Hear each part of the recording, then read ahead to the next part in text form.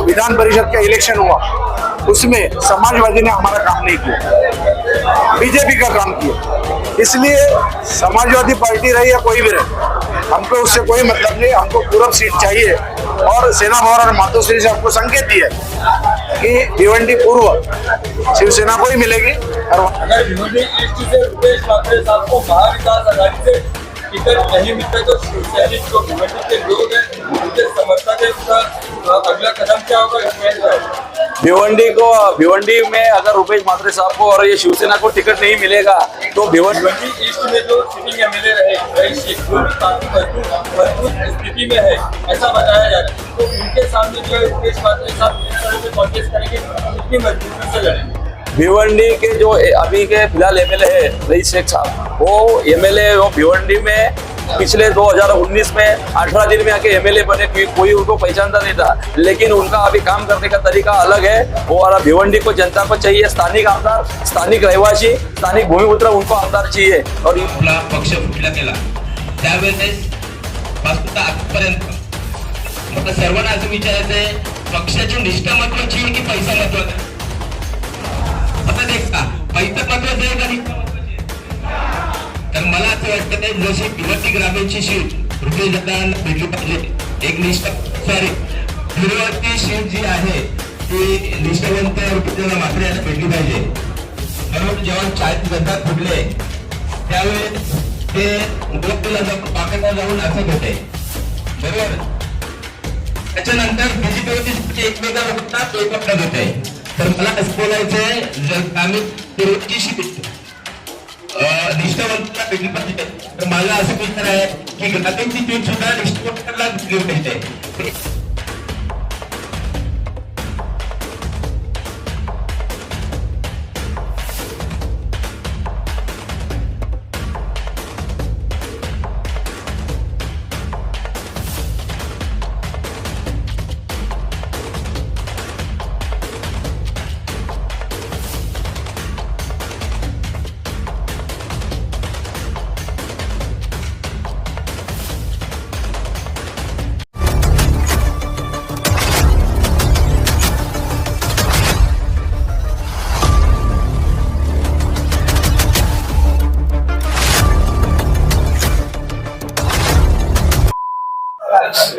आज यहाँ शिवसेना भवन में काफी सारे जो है शिवसैनिक जमा थे, क्या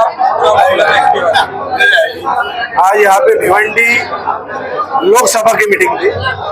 जो प्रमुख पदाधिकारी थे वो शाहपुर से आए थे, वाड़ा से आए थे, मुरबाड, कल्याण पश्चिम, कल्याण ग्रामीण और भिवंडी पूर्व पश्चिम और ग्रामीण से आए थे। आज का मुद्दा यही था कि एक महीने के बाद 20 तारीख को जब इलेक्शन आएगा और 23 तारीख को जब नतीजे आएंगे तो महाविकास आघाड़ी निश्चित ही इस सत्ता पे आ जाएगी। इसलिए लोगों में जोश है और उत्साह। Sir, ex MLA Rupesh Thackeray साहब को क्या महाविकास आघाड़ी से टिकट मिलेगा? विषय ऐसा है कि हमारे जो सांसद है, माजी सांसद और शिवसेना के सचिव विनायक जी राउत 15 दिन पहले यहाँ आए थे। उन्होंने सभी कार्यकर्ताओं को समझाया कि पूरब की सीट आपकी पक्की है। क्यों? क्योंकि इंडिया आघाड़ी में समाजवादी पार्टी थी, महाविकास आघाड़ी में समाजवादी है नहीं। ये उन्होंने हमको बताया और हमको भी मालूम है कि जो विधान परिषद का इलेक्शन हुआ उसमें समाजवादी ने हमारा काम नहीं किया, बीजेपी का काम किया। इसलिए समाजवादी पार्टी रही या कोई भी रहे, हमको उससे कोई मतलब नहीं। हमको पूरब सीट चाहिए और सेना भवन और मातोश्री से हमको संकेत दिया कि भिवंडी पूर्व शिवसेना को ही मिलेगी और वहाँ का उम्मीदवार एक ही रहेगा, रुपेश ठाकरे। टिकट पर जो सीट का ऐलान ये 2-3 दिन में हो जाएगा। कैसा है, महाविकास आघाड़ी, महाविकास आघाड़ी में 3 पार्टी है, सेना है, राष्ट्रवादी है और कांग्रेस है। तीनों पार्टी के बड़े लीडर है। नेशनल पार्टी कौन सी है? कांग्रेस है। राष्ट्रवादी और ये शिवसेना प्रादेशिक पार्टी है, उनको भी राहुल गांधी के साथ चर्चा करना पड़ता है। इसलिए जो कोर कमेटी है, कोर कमेटी में संजय राउत साहब है, हमारे पटोले साहब है और जयंत पाटिल साहब है, तो ये तय करेंगे ना कौन सी सीट। यानी जो हरियाणा में प्रॉब्लम हो गया कि आपको टिकट नहीं दिया, इसलिए जो प्रॉब्लम होगा, तो आपने समंजस की भूमिका ली कि महाराष्ट्र और झारखंड में मैं चुनाव नहीं लड़ूंगा क्योंकि वोटर का फूट नहीं होना चाहिए। तो वही हिसाब से सोच के कोई नाराज नहीं होना चाहिए, कोई पार्टी नहीं नाराज होना चाहिए, कोई उम्मीदवार नाराज नहीं होना चाहिए, इसलिए थोड़ा देर ले रहे, लेकिन देर आएगा दुरुस्त आएगा और गुड न्यूज आएगा, इतना रखिए। मातोश्री से अगर पूर्व से आमदार साहब का ये रुद्रवासी साहब का अगर टिकट कंफर्म नहीं हुआ तो आधार लगाने का निर्णय लिया गया। तो देखो ये पार्टी है हमारी शिवसेना, आदरणीय हिंदू हृदय सम्राट बाळासाहेब ठाकरे ने स्थापन किया था, इसलिए किया था कि मराठी मानुष के लिए और हिंदुत्व के रक्षण के लिए। तो आज परिस्थिति ऐसा है, उद्धव जी ने पूरे हिंदुस्तान में गुडविल जमा के रखा है कि सभी धर्म के लोग उद्धव ठाकरे को मानने लगे। आपने देखा लोकसभा में कोकण में है कि भिवंडी लोकसभा हमने जीती, किसको देख के जीती? उद्धव जी को, शरद पवार साहब को, राहुल गांधी को। मुस्लिम लोगों ने जो वोटिंग किया है, ये जो दिल्ली का तख्त घुमा दिया है, जो सत्ता को 400 पार का 240 में लाया, वो किन्होंने किया? एकता नहीं किया ना, हिंदू मुस्लिम एकता नहीं किया ना। मुस्लिम लोगों ने पूरे शोर से वोटिंग किया और जो भाजपा का अहंकार था, अहंकार की लड़ाई थी, तो अहंकार हमने खत्म कर दिया।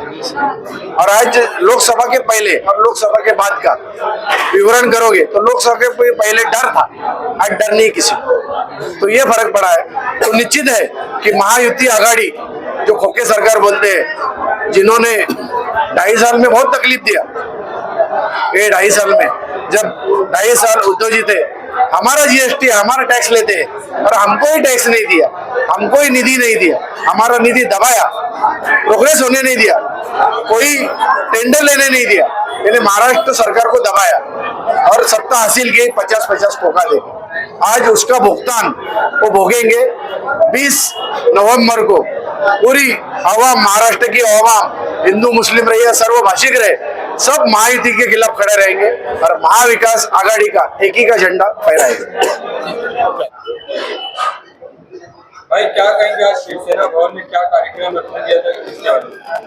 आज शिवसेना उद्धव बाळासाहेब ठाकरे पक्ष कार्यालय जिला शाखा अजय नगर इधर भिवंडी जो पूरब की सीट है विधानसभा की, वो भिवंडी के एक्स एमएलए रुपेश दादा म्हात्रे, इनको मिलनी चाहिए। इसके महाविकास आघाड़ी से माननीय पक्ष प्रमुख उद्धव जी ठाकरे साहब और माननीय युवा नेता आदित्य साहब ठाकरे, इनके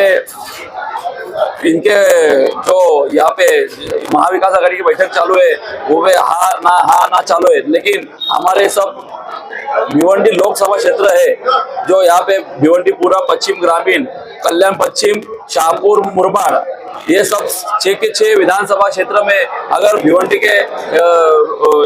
की पूरब की सीट अगर शिवसेना को नहीं मिली तो इसका प्रभाव पूरे 6 के 6 विधानसभा में दिखेगा और 6 के 6 विधानसभा में इसका प्रभाव दिखेगा और महाविकास आघाड़ी का लॉस हो जाएगा। ये लॉस रुकना है तो भिवंडी पूरब में रुपेश म्हात्रे, इनको ही टिकट देना चाहिए और उद्धव बाळासाहेब ठाकरे ये पक्ष को ही टिकट मिलना चाहिए। ये हमारी युवा सेना की और पूरे भिवंडी के शिवसेना की, भिवंडी लोकसभा शिवसेना की मांग है कि भिवंडी पूरब में रुपेश म्हात्रे साहब को ही टिकट मिलना चाहिए।